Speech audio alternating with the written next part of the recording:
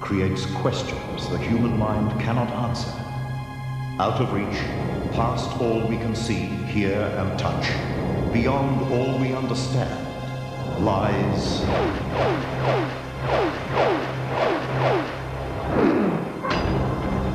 the extraordinary. Believe in the power. The extraordinary is the chilling disappearance of a policeman's daughter, Patricia Lutz, after she fell under the spell of a man witnesses say was the devil on earth. She never had any inclination to be involved in the witchcraft, the occult, Satanism, whatever you want to call it, that he was into. And all of a sudden, she had stepped off and she was working with him. Their last traces were a few occult symbols and human bones. It is the clear premonition of disaster that came to actress Olivia Hussey. He looked at me and he said, "Please take care of yourself, Olivia." And I said, "You too, Dino." It was almost as though our souls were saying goodbye for this moment in time. 3 days later, her husband, Dino Martin, was dead. Have you ever had anything like this done before? Not like this, no. The extraordinary is the apparent remarkable power possessed by this young girl to see inside the bodies of others. I keep coming back to this shoulder all the time. Yeah, I know I have a bit of pain actually at the moment. We test Melissa with total strangers. I would love to spend some more time with her. I think she could do, for me, in the healing area, a lot of good. The extraordinary is the man who knew for sure his lottery ticket would win against 30,000 others. I was totally convinced that I was going to win it. No one could tell me any different. He got his passport, booked holidays from work, and waited for the telephone to ring. It just came out exactly as what the dream said it was going to do. It was just amazing. Just some of the stories that lie beyond our normal understanding. Tonight on The Extraordinary. 3 dreams that came true. That remarkable tale later. Good evening. I'm Warwick Moss. The film Rosemary's Baby was dramatic fiction about the day Satan was born on Earth to actress Mia Farrow. It unnerved more than a few of us. But a number of people, including police and a respected journalist, are seriously wondering about an event that occurred right in the heart of Hollywood not so long ago. It involved a dark force that seemed to emerge from nowhere in the form of a young man, Robin D. Waters. His name still haunts many who crossed his path.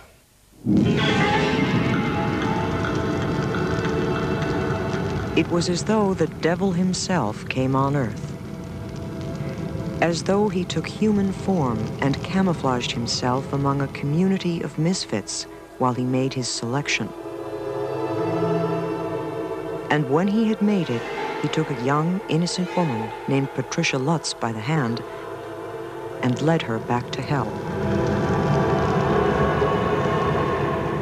He was mean, evil. And it was able to reveal to one of the friends that he was the devil. If indeed the witnesses to the satanic kidnap of Patty Lutz are right, the truth of her eerie disappearance from this world is known only in Hades. The only traces were left here on this remote hillside in the shadow of the famed Griffith Park Observatory in Hollywood. 2 skulls, a small pile of rusted demon symbols, and the evidence that finally confirmed the worst fears of friends who had tried to warn Patty Lutz 6 years earlier.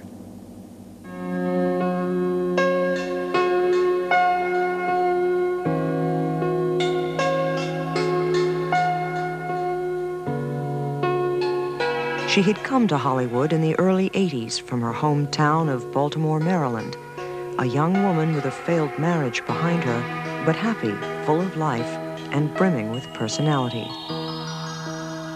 In that first year, she found a surrogate family of 3 ex-college roommates who'd come west for adventure in Hollywood, and she became the family's 4th member. She was into yoga. She was teaching yoga and waiting tables. She was like a real plus in the household. She was very fun. Patricia was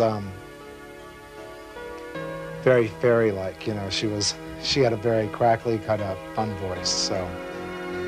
Emerson Scott became Patty's closest companion for several months, but they never got serious because she wanted stability in a relationship, and he was on the move.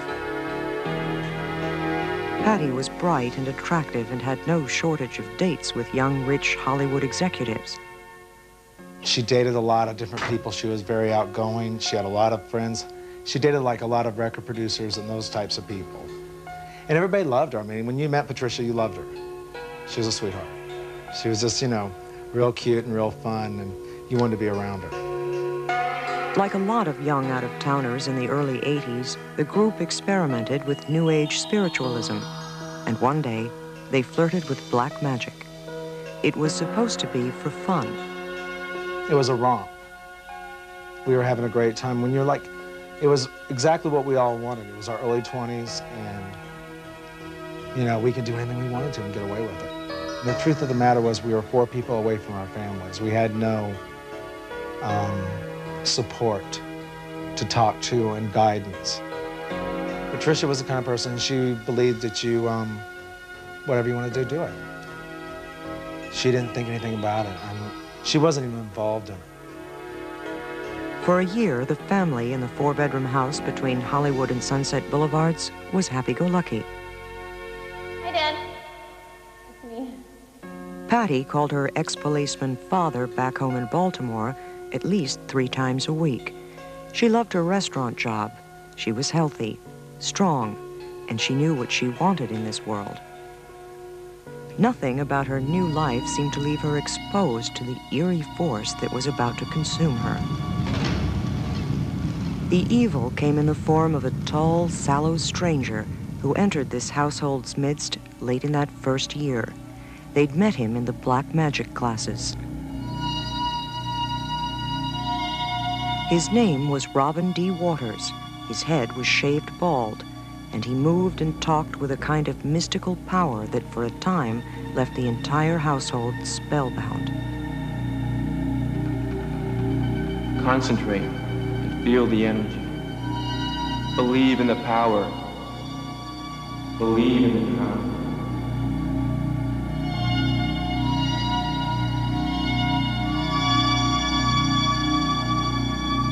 He convinced them he could call down spirits.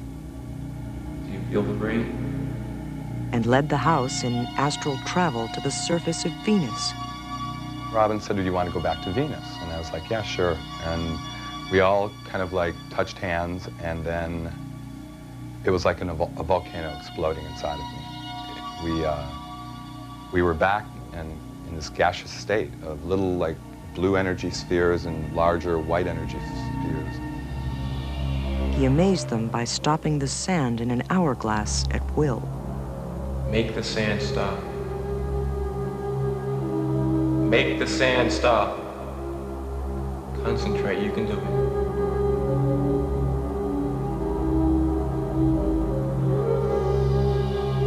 There was one occasion when keys were locked in a vehicle. Ralph, I lost the keys in my car. Dang it! Okay. Waters simply stroked the side window with the palm of his hand. And the knob popped up. A Los Angeles Times writer, David Farrell, who researched a book on Robin Waters' bizarre time on Earth, gathered many more stories of his psychic powers. I think when Robin entered the picture, he brought a much darker element to their dabblings in the occult. And he seemed to have, to them, real power to do things like, they said he could change the shape of his face, or he could stop the sand from going through an hourglass. Little was known about Waters' background. he was said to have once been a dancer. Other rumors said he was dying of cancer. All agreed, though, that wherever he came from, it was a dark place. And the first to resent his presence was Emerson Scott. He had that shaved head and a goatee, and the way he presented himself, he always wore black. He didn't work. He didn't have a job. I mean, all of us were working. We all had jobs. We all were actually trying to do something with ourselves, and he was on this big pedestal by everybody for being the superpower. There was something different about him, and women fell under his spell. Before Patricia, there had been another. She happened to mention to him that she could not have children. And according to her, at that point, Robin dumped her very coldly and began pursuing Patricia.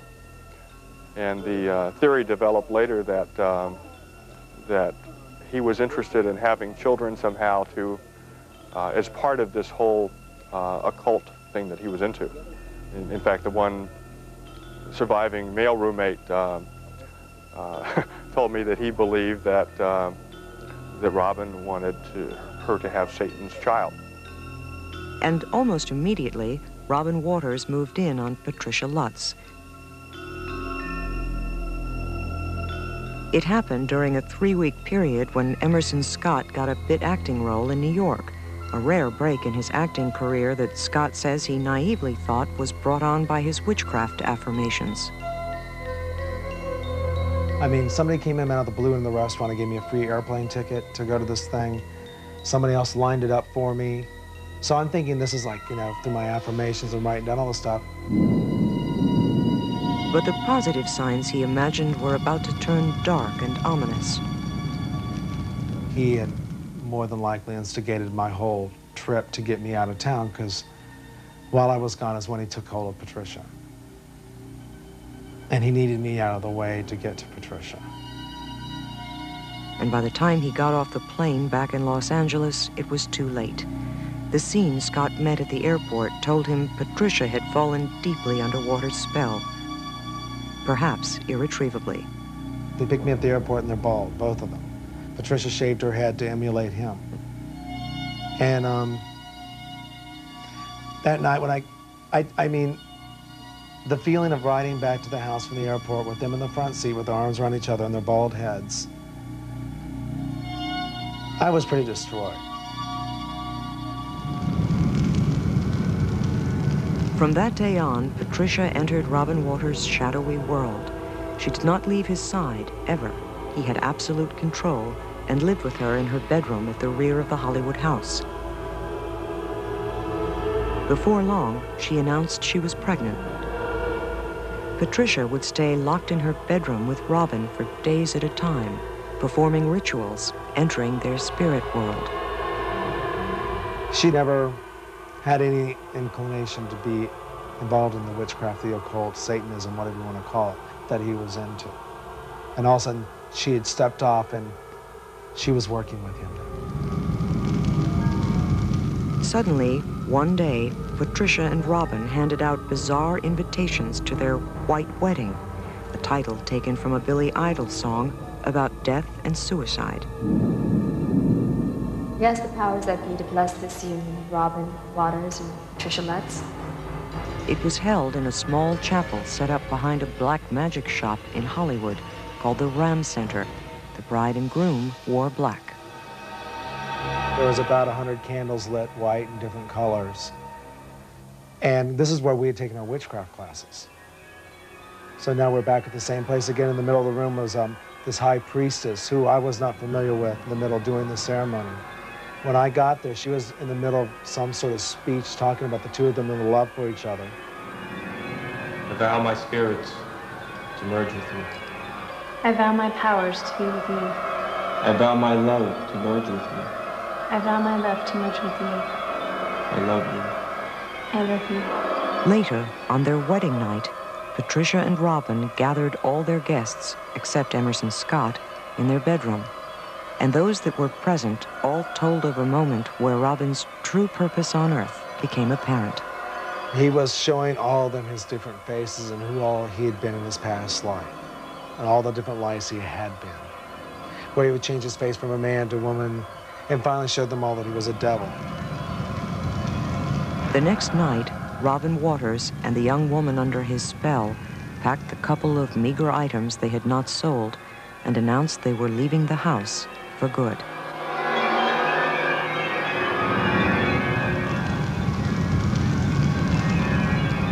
A few days later, each of the roommates and other friends received ominous goodbye notes in the mail, and what seemed a strange reference to their remains and a spot in Griffith Park in Hollywood.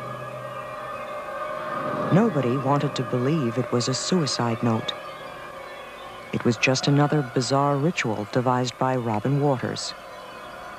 They showed the notes to police, who checked out Griffith Park and found nothing.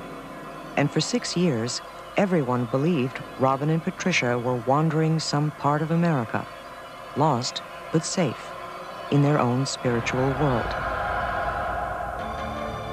But then, on this Sunday afternoon, detectives got a report that led them to an eerie scene, beside a tree, in a remote gully, in the shadow of the Griffith Observatory.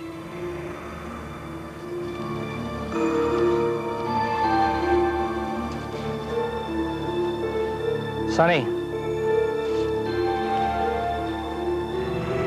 I think we got him. A small collection of rusted occult symbols, the sun-bleached bones of 2 human skeletons that had met their fate here many years before, and 2 handguns.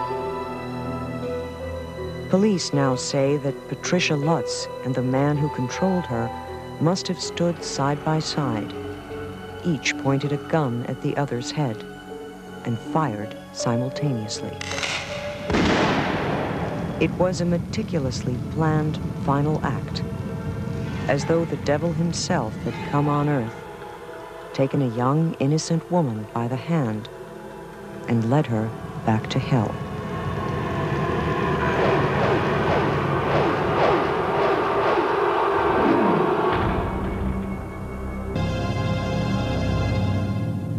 One of the most spiritual and fascinating people we've interviewed for this show is the actress Olivia Hussey.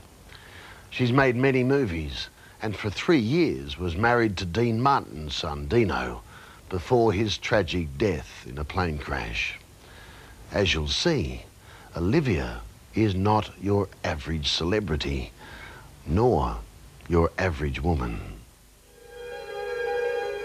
After she appeared in the movie Romeo and Juliet, Olivia Hussey was labelled by Hollywood and a lot of critics as the most beautiful woman in the world. Her appeal as Juliet certainly had dramatic effect on the son of Dean Martin. Young Dino left the theatre and jumped on a plane to London. Dino saw it on screen and said, "Oh, I love her. That's the woman I'm going to marry."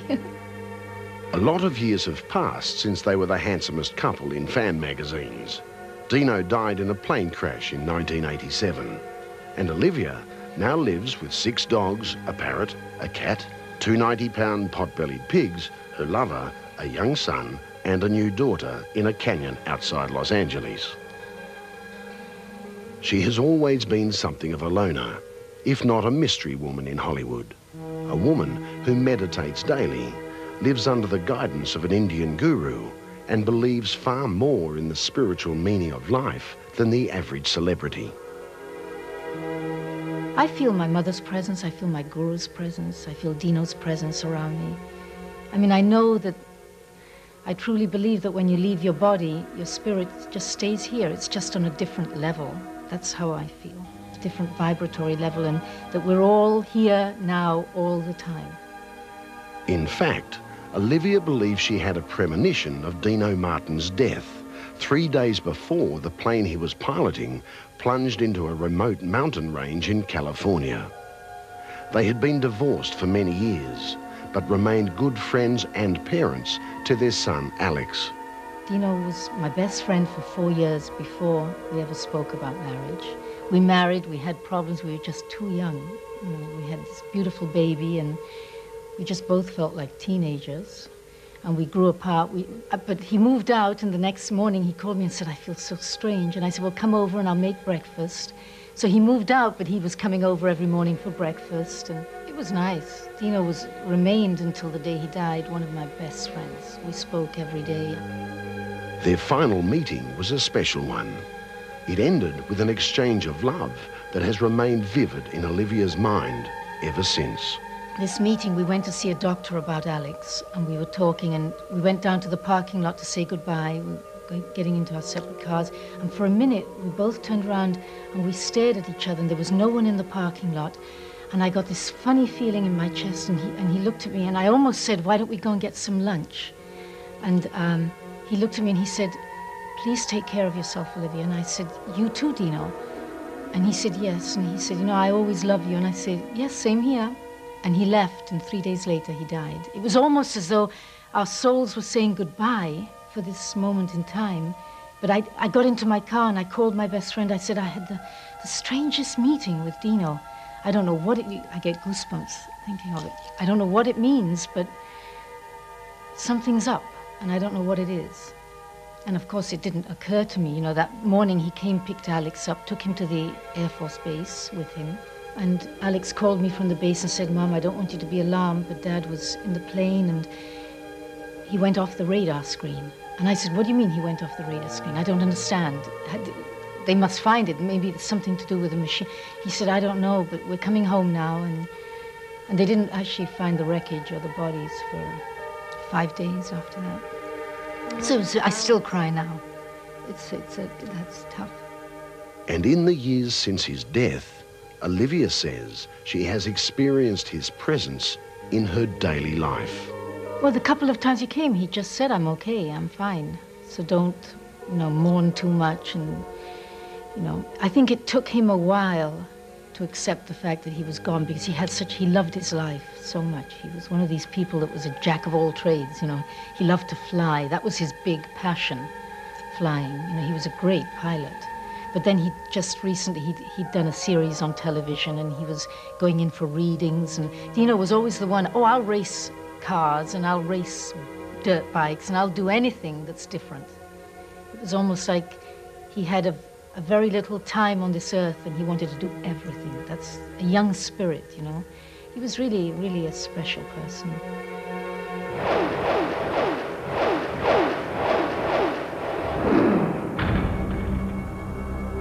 I had the feeling that something was going to turn out just right. Ever had such a strong premonition that when that special thing happened, you just knew it was going to? There's no medical or scientific reason behind such feelings, but they do happen. Just ask Peter Munday of Perth, Western Australia. Coming up this hour, your chance to get on the 94.5 standby list for one great show after another. Plus, we'll play one great song after another. Well, thanks to Diet Coke, we're about to turn someone's dream into reality. That seemed like a good throwaway line at the time, when Perth radio announcer Bob Stewart launched his latest on-air competition in August last year. But little did he know just how accurate that line would be. Dreams would come true and send a Perth couple off on the holiday of a lifetime. It generated a great response because it was a fabulous prize. The first part of it was the trip to Germany for the reunification concert featuring Rod Stewart, Joe Cocker, Tina Turner and Prince. That's the ultimate show. And then off to London for 4 of the Andrew Lloyd Webber shows, which people queue for miles to try to get into. So it's no wonder there was a great response, and for Peter Munday, it paid off. I kept telling all my clients, I'm going to win the trip. And I dreamt that I'd won it. And if I hadn't have done, I don't think I could have called on anyone in after that, because, I told everyone that I was definitely going to win it. Peter Munday and his wife Jenny are raising a young family in the suburbs of Perth. He's a director of an office supply company, a small businessman who always tries to think positive, too practical to sit around thinking about dreams and premonitions. Then he decided to enter Radio 94.5 FM's One Great Show After Another contest. And with that decision came a fairly hazy dream about winning the overseas trip. Then a second dream. A week later, there was a third. And this time, the premonition became clearer and the prospects infinitely more exciting. The second week it was a lot more real, how I'd won it. And I dreamt that I was at work and I was working at the fax machine, and the phone went and the partner said, "Good morning, Elite Office Supplies." Good morning, Elite Office Supplies. And that was the dream. And I told Jenny that I dreamt that I'd won it, and she just laughed at me. She didn't believe me at all. We're sending 4 couples to Europe this Wednesday for the ultimate live experience. Rod Stewart, By now, Joe Cocker, entries in the competition were pouring into 94.5 FM by the thousand. But Peter Monday was convinced he already knew the winner. So convinced, in fact, that he decided to renew his passport. It was out of date, and without a new one, when the big day came, he wouldn't be able to leave Australia. You'll be leaving on Wednesday if you win. I had to go down to a chemist, or I had to get a JP to sign my passport. And when I went in there, a friend of Jenny's works there, Maureen, and I said, "Can I get the passport paper signed?" She said, "Yeah," and she called the chemist down. She said, "Where are you and Jenny off to now?" I said, "Well, nowhere yet, but I'm going to win a trip." She said, "Where?" And I said, "To London and Germany." I said, "The one that's on 94.5. And she just laughed. She said, "What are you talking about?" I said, "I dreamt that I won it." She said, "You're kidding." I said, no, I'm totally serious. I said, "I'm definitely going to win the trip." But I said, "I've got to get my passport done." Peter really was anxious about his new passport. The draw was not far away, and the takeoff for Europe was only a couple of days later. So he decided to lodge the application at his local post office. There again, he outlined his premonition. There again, the woman behind the counter was incredulous. She said, "Oh, when you're flying out?" And I said, "Well, I'm flying out on the 1st. And she said, "You're cutting it fine." I said, "Yeah." And I said, "Well, I haven't even won the trip yet." And she said, "What are you talking about?" And it's the same story. I said, I dreamt I won the trip." And she said, she just looked at me as if I was weird. She said, I said, "Well, I hope you'd win it," but I don't think she was too confident in what I was saying. So let's go to the barrel and draw a winner. By the time entries closed, there were well over 30,000 of them in the barrel at 94.5 FM. The odds against Peter Monday and his dreams were overwhelming, but he was about to overcome them. Oh, hello, is Peter Monday there, please? Exactly as Peter had seen in his third dream, at that very moment, he was at the fax machine. 94.5 FM was playing in the background, and his partner did actually answer the phone. Good morning, Elite Office Supplies. Oh, hello, is Peter Monday there, please? Certainly, I'll just put you through it. And all of a sudden, I heard him say, "Good morning, it's Elite Office Supplies." And I said, oh, I just went bonker. I mean, the adrenaline rush, you had to hear it. I mean, it just came out exactly as what the dream said it was going to do. It was just amazing. You're flying Singapore Airlines to Germany this Wednesday afternoon. Peter Monday had won, a huge surprise to just about everyone. Everyone, that is, except Peter himself. Well, he didn't seem to be as surprised as I thought he might be. And now we find out there was a reason for that. It's because through some sort of premonition, in fact 3 dreams, he knew all along that he was going to win. And the odds against him winning were enormous. Still ahead was the trip to Europe and tickets to all those fabulous shows. Still ahead, too, was breaking the news to his wife, Jenny. It was a couple of hours before we could sort of reach each other. And, I mean, I was so excited and just lots of feelings, I guess. One of disbelief, and then I thought, gosh, dreams do come true. It was a trip Peter would never have been able to make if he hadn't had his premonition and raced to renew his passport. It was probably once in a lifetime dream, but it was so real when I had it. I was totally convinced that I was going to win it, and no one could tell me any different.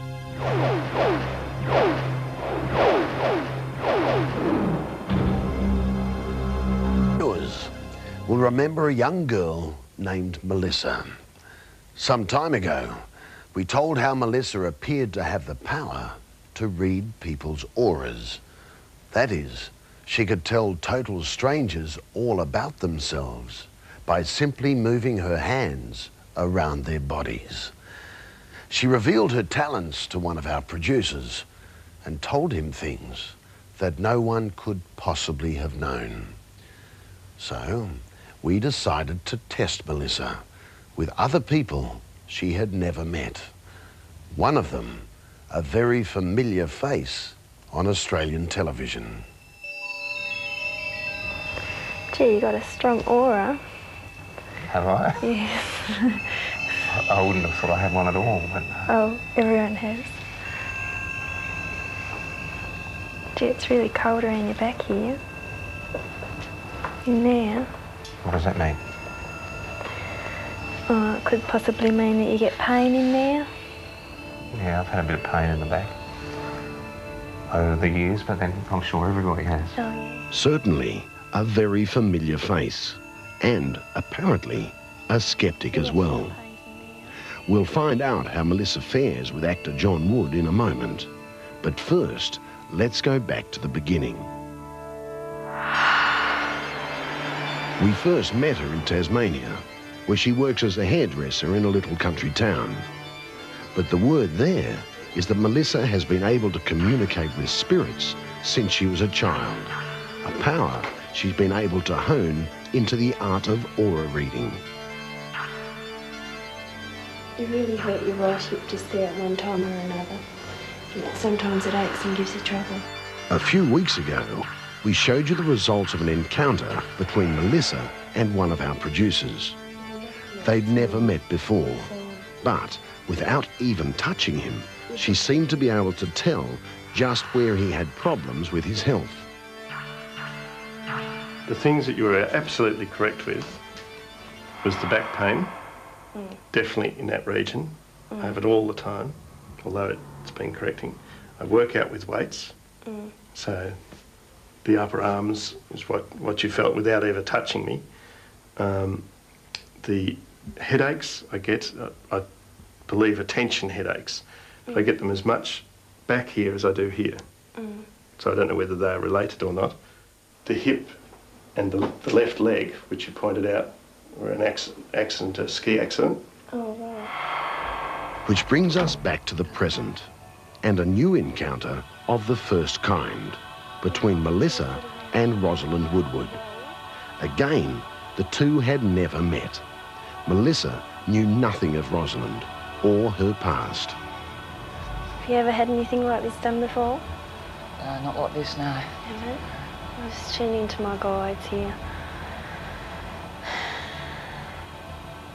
Melissa says that physically the power is in her hands.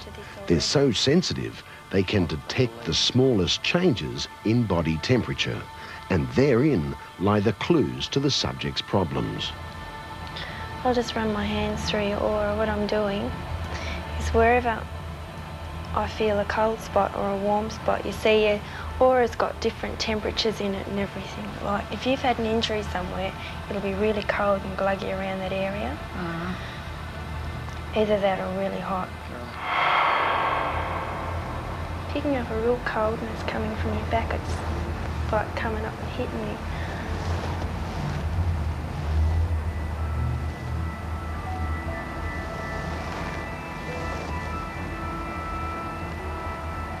You had any back injuries?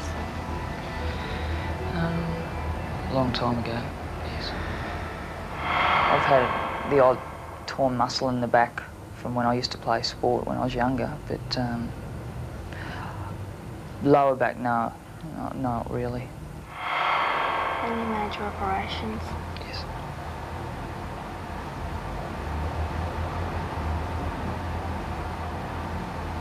Around the area that I'm circling?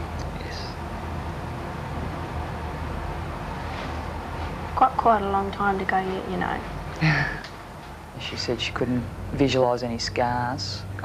That I've got a scar from the operations. I was a bit sceptical, yet I'm open-minded about this sort of thing. The more it went on, the more I sort of put myself into her hands and relaxed. You can feel a lot of heat coming from me. It's because my guides are taking control of my arms.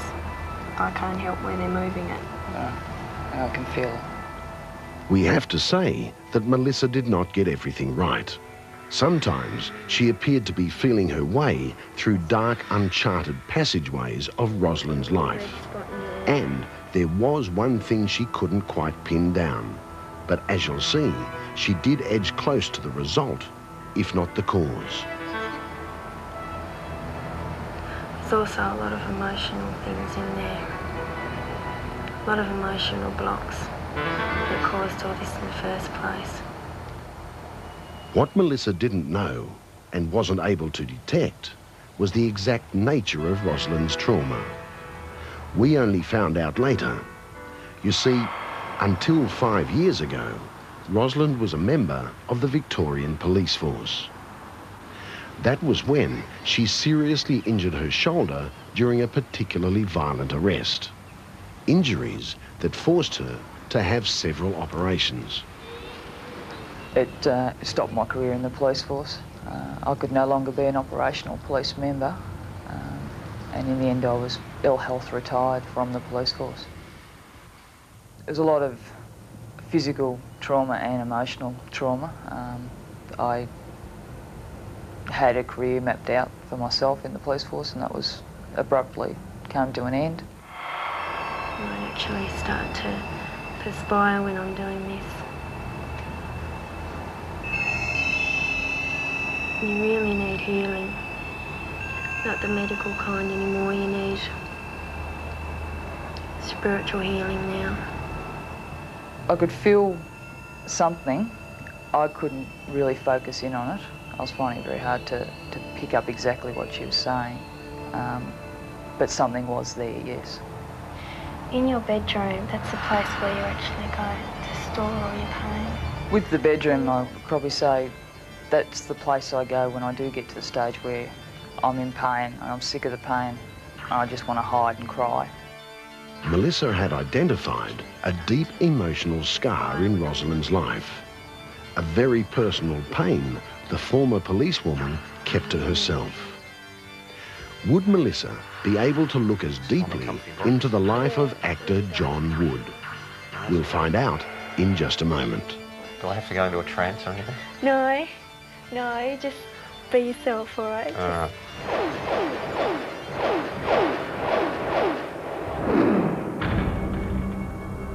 Seems to be the problem. John Wood has been appearing on Australian screens and stages for longer than he cares to remember. In everything, from soaps to Shakespeare. We caught up with him while he was filming his latest hit series, Blue Heelers. Hold it! First man who throws a punch goes straight into the cells, understood? He had no idea who Melissa was. She thought his face was familiar, but couldn't put a name to it. After a few false starts, though, a few readings that missed the mark, it seemed Melissa was getting closer to John's aura. They keep coming back to this shoulder all the time.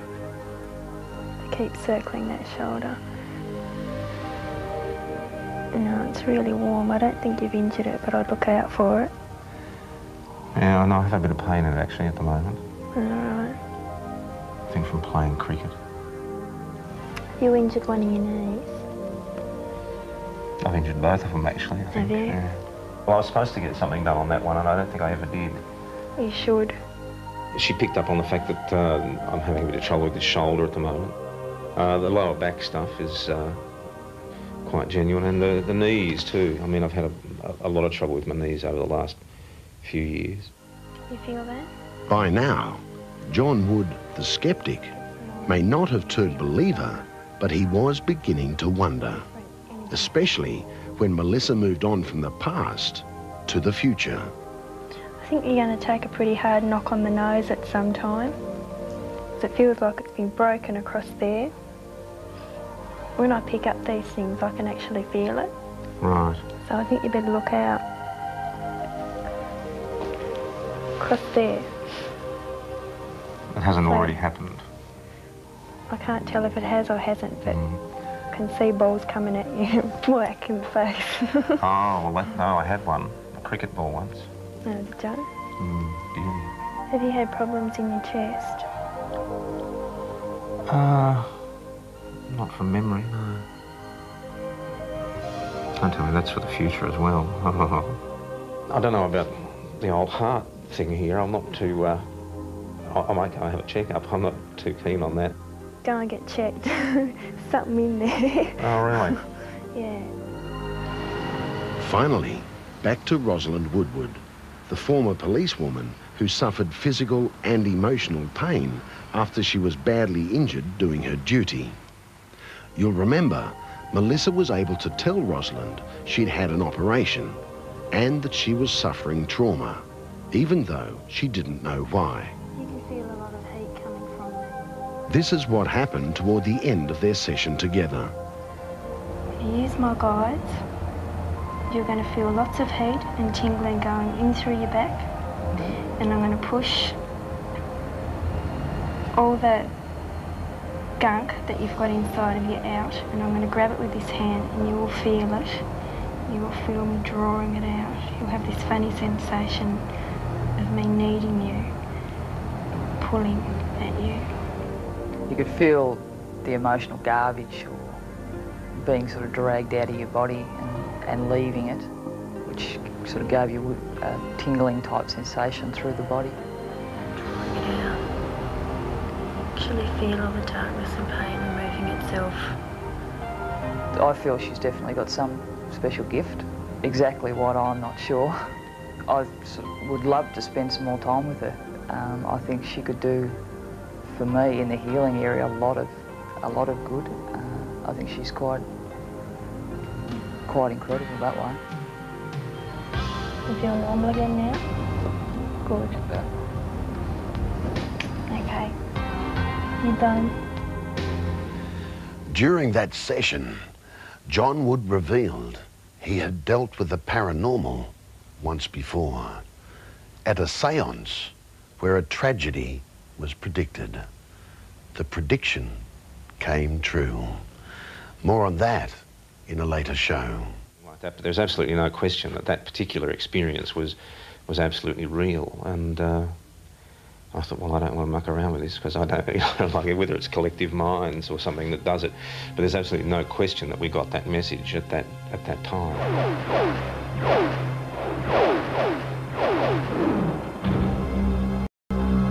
Who is convinced he lived a previous life. What was I in my immediate past life? I see you as a German. I see flames in the darkness of the sky. An engine is alight. The plane is going straight down. I feel sucked down to the ground, straight. Ken Llewellyn says he was once a German Luftwaffe pilot who was decapitated during the Second World War. An untold story. Next time. And also coming up, one of the most remarkable stories you will ever see. It's about ghosts caught on film. One very famous case of not so long ago in Hollywood, and another case that hardly anyone knows about. For now, good night. See you in the future.